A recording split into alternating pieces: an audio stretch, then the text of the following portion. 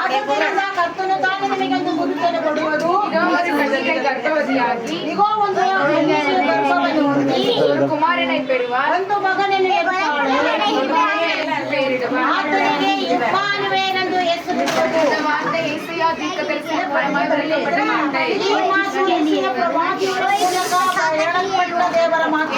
பிறப்பதற்கு முன்பாக அநேக தீர்க்கதரிசிகள் ஆண்டவர் பிறப்பார் என்ற தீர்க்கதரிசனமாய் கூறியிருந்தாலும் ಯೇಸು ಕ್ರಿಸ್ತನ ಹುಟ್ಟುವುದಕ್ಕಿಂತ ಮುಂಚೆ ಅನೇಕ ಪ್ರವಾದಿಗಳು ಈ ಮಾತನ್ನು ನುಡಿದಿದ್ದರು.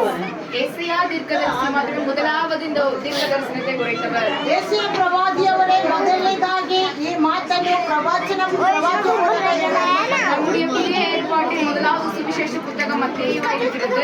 ನಮ್ಮ ಹೊಸ ಒಡಂಬಡಿಕೆಯಲ್ಲಿ ಸುವಾರ್ತೆಯ ಪುಸ್ತಕ ಎಂದರೆ ಮತ್ತಾಯಿ ಬರೆದ ಸುವಾರ್ತೆ. அதில் 1வது அதிகாரம் 22வது வசனம் 23வது வசனத்தில் இப்படியாய் சொல்லப்பட்டிருக்கிறது. ಅದರೊಂದಿಗೆ ಅಧ್ಯಾಯ 22-23 ವಾಕ್ಯದೊಂದಿಗೆ ಹೇಳಲ್ಪಡುತ್ತದೆ.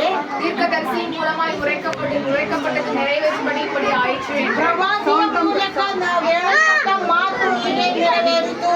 அங்கே இம்மானுவேல் என்பதற்கு அர்த்தமும் கொடுக்கப்பட்டிருக்கிறது. ಇಮ್ಮಾನುವೇಲ್ ಎಂಬ ಹೆಸರಿಗೆ ಅರ್ಥವನ್ನು ಸೂಚಿಸುತ್ತಿದ್ದಾರೆ. இம்மானுவேல் என்பதற்கு தேவன் நம்மோடு இருக்கிறார் என்ற அர்த்தம். ಇಮ್ಮಾನುವೇಲ್ ಅಂದ್ರೆ ದೇವರು ನಮ್ಮ ಸಂಗಡ ಎಂಬ ಅರ್ಥವಾಗಿದೆ. வானத்தையும் பூமியும் உண்டாக்கின சிருஷ்டிகர்த்தராகிய கர்த்தருக்கு ಆಕಾಶ ಭೂಮಿಯನ್ನು ಉಂಟು ಮಾಡಿದ ಸರ್ವಶಕ್ತನಾದ ಕರ್ತನಿಗೆ ஜனத்தோடு